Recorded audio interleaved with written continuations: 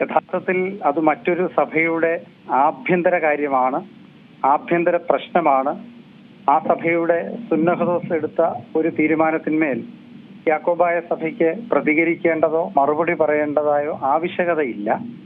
എന്നിരുന്നാലും നിങ്ങൾ ആവശ്യപ്പെട്ട പ്രകാരം യാക്കോബായ സഭയുടെ പള്ളികൾ പിടിച്ചെടുക്കുന്നതിന് എതിരായിട്ട് അദ്ദേഹത്തിന്റെ ക്രിസ്തീയ സാക്ഷ്യം പൊതുസമൂഹത്തെ ബോധ്യപ്പെടുത്തുന്ന വിധം പ്രസംഗം നടത്തിയതിന്റെ പേരിലാണ് അദ്ദേഹത്തിനെതിരെ നടപടി എടുത്തത് എന്നുള്ളത് തികച്ചും ഖേദകരമാണ്, ദൗർഭാഗ്യകരമാണ്.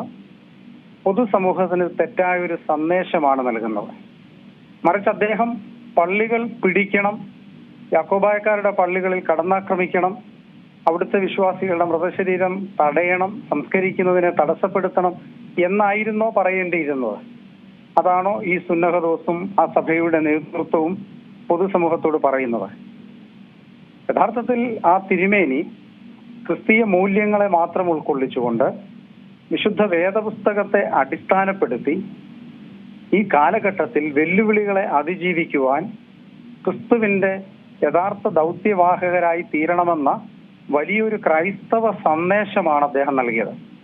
അതിൽ ആനുകാലികമായി യാക്കോബായക്കാരുടെ കയ്യിലിരിക്കുന്ന ആ സഭയുടെ വിശ്വാസികൾ പണികഴിപ്പിച്ചിട്ടുള്ള പള്ളികൾ കഴിഞ്ഞ കുറെ കാലമായി 60 പള്ളികൾ അതിക്രമിച്ച് പിടിച്ചെടുക്കുകയും ചവിട്ടിപ്പൊളിക്കുകയും ഒക്കെ ചെയ്തത് തെറ്റാണ്, അത് അനീതിയാണ്, അത് അധർമ്മമാണ്, അത് ക്രിസ്തീയ സാക്ഷ്യമല്ല എന്ന് മാത്രമേ അദ്ദേഹം പറഞ്ഞിട്ടുള്ളൂ.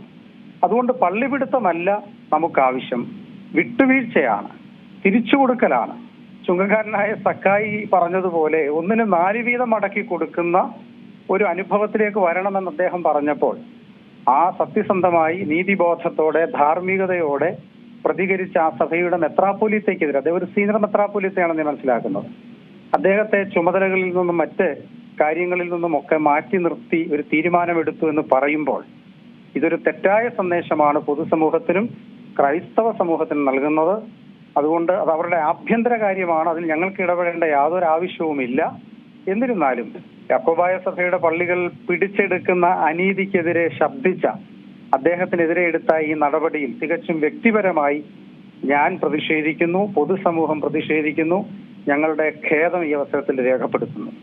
ഏറ്റവും പുതിയ വാർത്തകളും വിശേഷങ്ങളും വിരൽ തുമ്പിലറിയാൻ സീ മലയാളം ന്യൂസ് എല്ലാ ഡിജിറ്റൽ പ്ലാറ്റ്ഫോമുകളിലും ലഭ്യം.